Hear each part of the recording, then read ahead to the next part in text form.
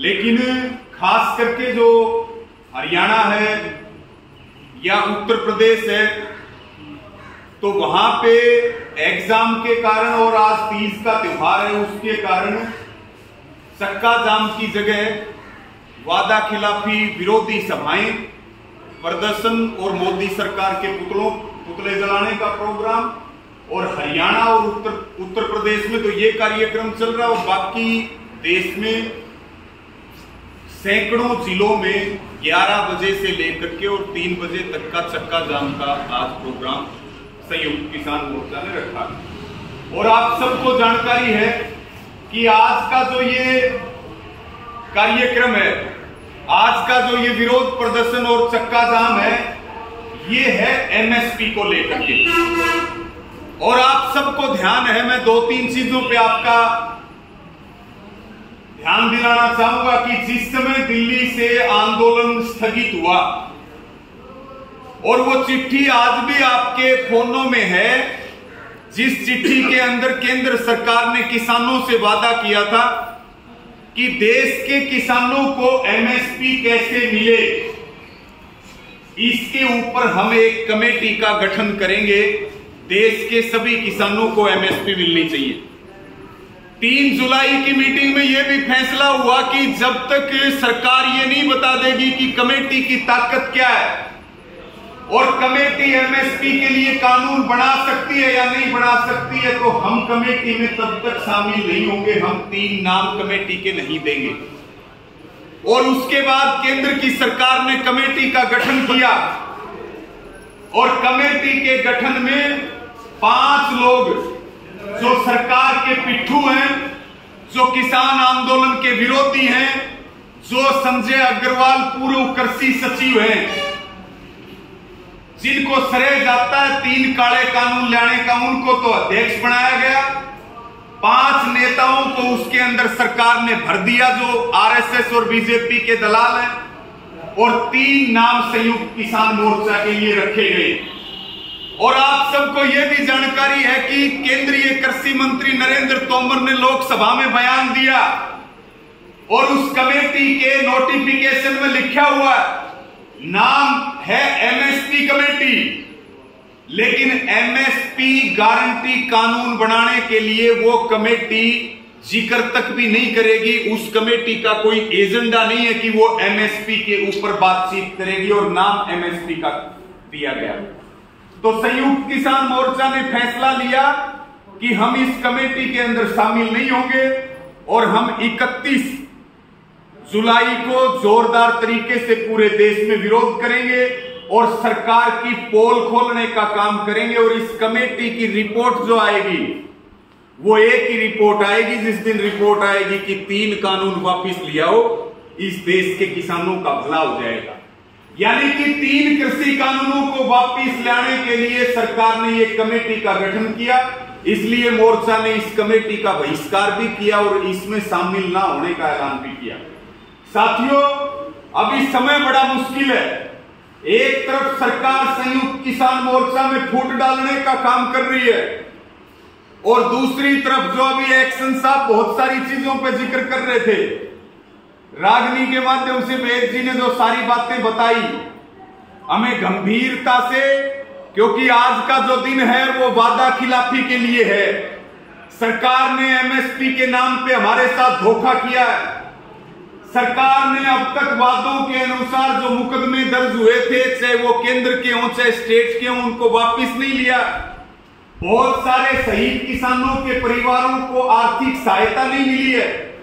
इसलिए आज वादा खिलाफी के खिलाफ पूरे देश में प्रदर्शन भी हो रहा, और हमें बहुत मजबूती के साथ, क्योंकि 7 अगस्त से लेकर के और 14 अगस्त तक अग्निपथ योजना के खिलाफ जय जवान जय किसान सम्मेलन होंगे। आप तमाम संगठन, तमाम नेता यहां बैठे हैं। एक सम्मेलन भिवानी जिले का हो जाए, इसी प्रकार अलग अलग जिलों में होंगे। और फिर 18, 19 और 20 अगस्त को आजादी की 75वीं वर्षगांठ पे 75 घंटे के लिए लखीमपुर खीरी के अंदर धरना प्रदर्शन किया जाएगा। लखीमपुर खीरी के शहीद किसानों को न्याय दिलाने के लिए, और जो वहां पे हमारे किसान जो जेल में बंद हैं। एक कार्यक्रम 5 अगस्त का भी है, जो ये मुश्तरका मालकान जो जमीन वाला मुद्दा चल रहा है। सरकार जो है वो इनडायरेक्ट रूप से जमीनों पे कब्जा करना चाहती है। जो किसान 50 से 55 से 64 65 से जो इन जमीनों के ऊपर बैठे, तो संयुक्त किसान मोर्चा हरियाणा की तरफ से एक प्रदर्शन जिला स्तर पे ज्ञापन देने का कार्यक्रम पूरे हरियाणा के 22 जिलों में रखा। और एक दो बात और बता करके, क्योंकि बहुत विकट स्थिति में हम हैं। जब नरेंद्र मोदी देश के प्रधानमंत्री बने, उस समय हमारे ऊपर जो विदेशी कर्ज था वो लगभग 58 से 59 लाख करोड़ रुपए था। और 8 साल बाद विदेशी कर्ज बढ़ के 139 करोड़ रुपए 139 लाख करोड़ रुपए हो चुका है। यानी कि कहां 59 लाख करोड़ रुपए था और कहां 139 लाख करोड़ रुपए हो गया। हालात इतने खराब हैं। आपको ध्यान है, अभी टोहाना के एक गांव में ढाणी सांचला भोजराज में बेटियों का एक धरना चल रहा है। और धरना चल रहा है कि भाई 10वीं के स्कूल को 12वीं में अपग्रेड कर दो, क्योंकि हमें 9 किलोमीटर जाना पड़ता है टोहाना, और रास्ते में 3 ठेके आते हैं, कोई सरकारी बस नहीं जाती। वहां हमारी 4 बेटियां अनशन के ऊपर बैठी, और वहां पे पंचायती मंत्री और उस हल्के का विधायक देवेंद्र बबली भी आया। हम भी गए हुए थे, 28 तारीख की बात है। वो देवेंद्र बबली धरने पर आकर के बोलता है कि सारे नॉर्म्स पूरे कर लो और उसके बाद चंडीगढ़ आ जाना, और चंडीगढ़ में तुम्हारा स्कूल अपग्रेड करवा दूंगा। जनता अपने नौकर चुनती है। एमएलए एमपी हम इसलिए चुनते हैं कि जनता काम नहीं कर सकती, और बाकायदा हम अपने टैक्स से उनको पैसा देते हैं। चंडीगढ़ और दिल्ली का काम उनका है, जनता का नहीं है। वहां बेटियों ने उस विधायक से माइक भी छीन लिया। और बड़ी गजब की बात यह है कि 10वीं की बहनों ने एक पंचायत मंत्री को उसी के विधानसभा में उसकी औकात बताने का काम किया कि स्कूल तो अपग्रेड करवाएंगे, चाहे कितनी भी ताकत लगे, सरकार को झुकना पड़ेगा। इसी प्रकार से अखबार में फोटो, वहां 2 बहनों की तो तबीयत भी खराब हो गई थी, एक्शन साहब आज भी आई हुई है। वहां सांसद सुनीता दुग्गल भी गई। अभी भारत सरकार ने एक समझौता किया, हमें समझौतों की जानकारी नहीं मिलती, उसका नाम दिया I2U2। और वो समझौता है जो अरब की कंट्रीज हैं, इजराइल है और जो भारत है, उनके साथ समझौता हुआ है कि पूरे देश में जो अरब की कंट्रीज हैं वो इजराइल की कंपनियों के माध्यम से पूरे देश में फूड पार्क बनाएंगी।